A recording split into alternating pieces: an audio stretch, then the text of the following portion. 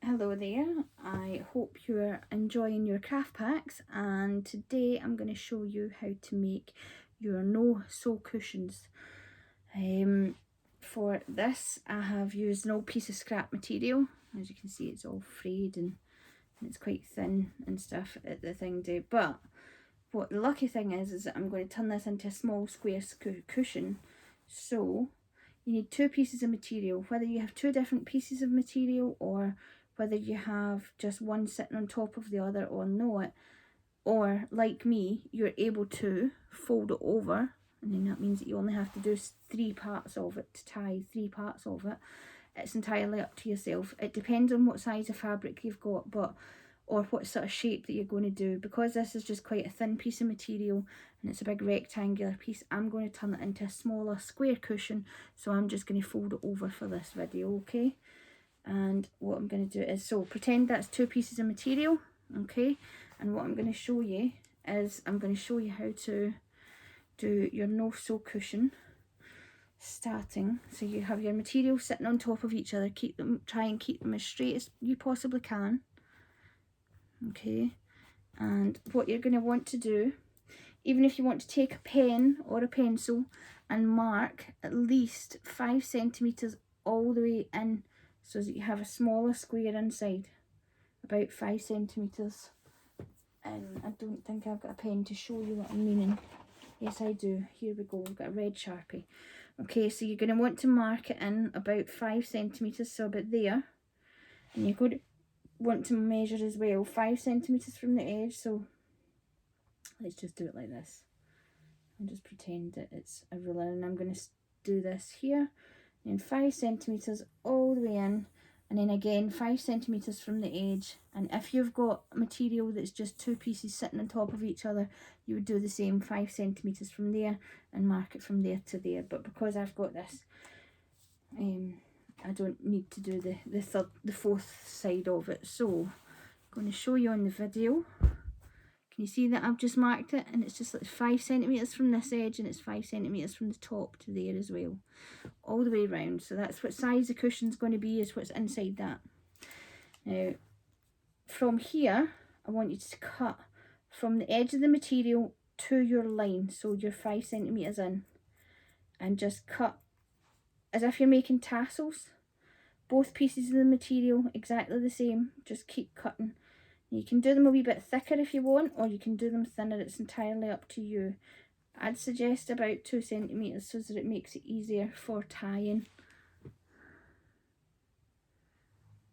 Okay, so just to make it easier for tying, I would do about 2 centimeters, because the thinner you make it, then the more tying you've got to do, and more of a challenge it is with your fingers once it comes to the stuffing and the tying. So about 2 centimeters each one, and you just want to keep going all the way around.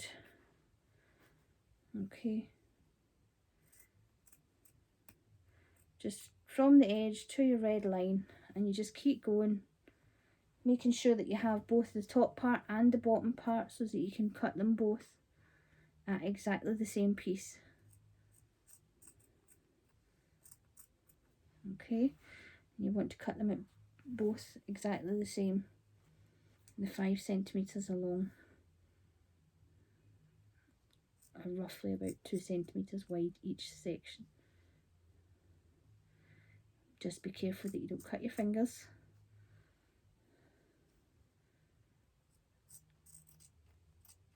And if you drop the material at the back, don't worry, just try and pick it up again and start so that you get that same. Now you don't need to worry about these being exactly the same size in each one. I suppose it adds to the character of the cushion if they're all different sizes that you're doing. So, and you just keep going all the way around, all the way around. Just keep cutting and cutting.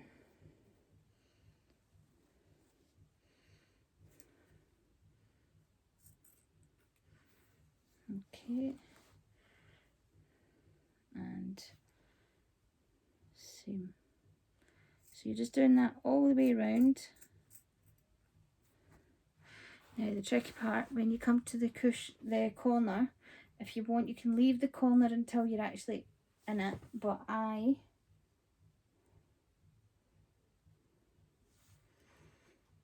would cut right along to the edge here.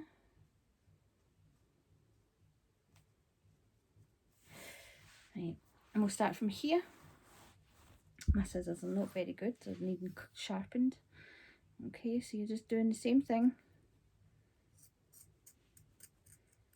There, all the way up again. Making sure you have the underside and the top, so that you're cutting both at the same time. Saves you from having to cut twice. Saves you time and effort. Especially if your scissors are rubbish like mine. So, that's what happens when you craft too much. Your scissors get blunt.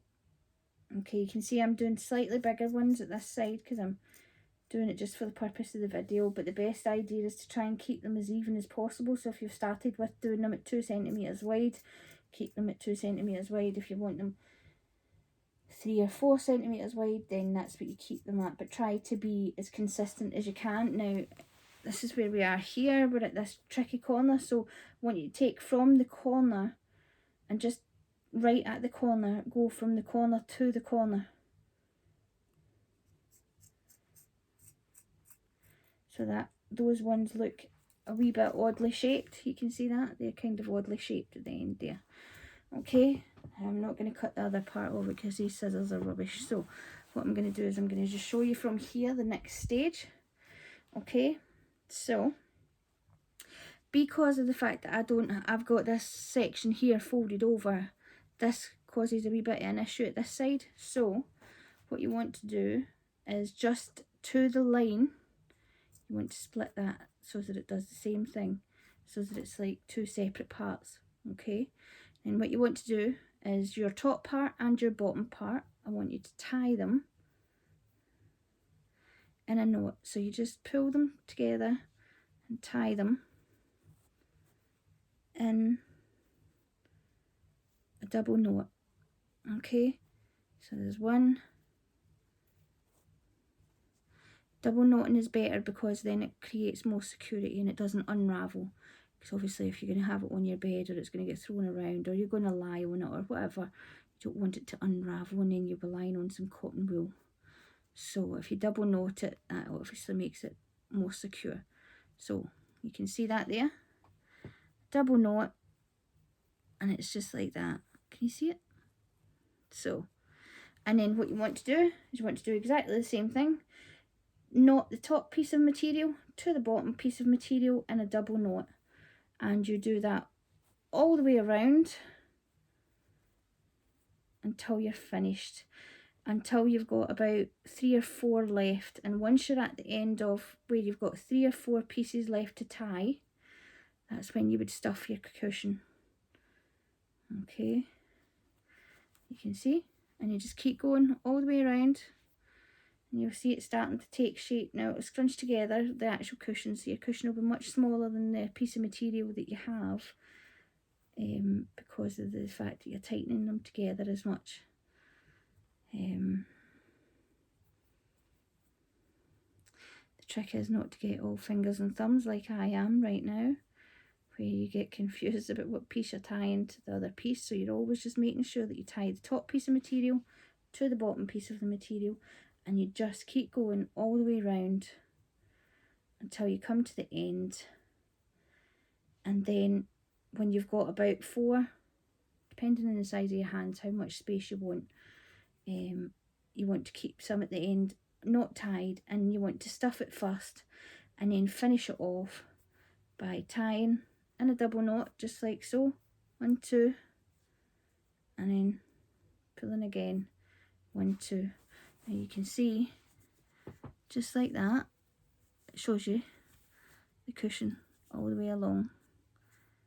Okay, so you want to continue that all the way along, and you want to finish it, and then you want to stuff your pillow. And on your booklet you'll see the finished product once you do that. This one takes quite a bit of time because it is quite footery. So I'm not going to show you the entire video of me making this. I'm only going to show you this main part, really, to show you how to get it going, because it is quite a tricky one, and it is really time consuming. So you just keep going all the way along, all the way down there, and then all the way down there, and then when you stop, you maybe stop about that much of it, and then stuff it from about there. And then once you've finished stuffing, you just tie these last sections off so that the whole cushion is stuffed and tied like that. And that will be your no-sew cushion. That is for, I'll try and quickly do it where it's just one knot at a time. And I'll try and stuff it and it will all fall out or something. Knowing my luck, that would be my kind of luck. Yeah. But no, not for this video, because I've shown you the picture. When you come to the corners, remember how those funny shaped ones? The funny shaped one you can tie from the top to the bottom still. Same rules apply, and it'll work in the sense that because they're both funny shapes from the top and the bottom, it just turns round the corner naturally. So, and that means that the tassel at the corner will be slightly longer. Wait, I'll just show you. Now the trick is to try and not get tangled with it, because if you tie one piece to the wrong piece, then it creates confusion. And you can see the tassels are slightly longer in that piece for the corner, and then the same again for the other corner piece that's slightly funnier. Now when you're done with the cushion and you don't like the ends of the tassels, if they're a wee bit too long or they're a wee bit too jaggy, you can always cut them a wee bit more just to trim them and tidy them up, because obviously, as you can see, this is scrap material, so it's quite raggy and stuff like that. So I'll probably cut this once I'm done with it. You just keep going all the way around, top piece to the bottom piece all the time. Just always making sure that you're tying the top piece to the bottom.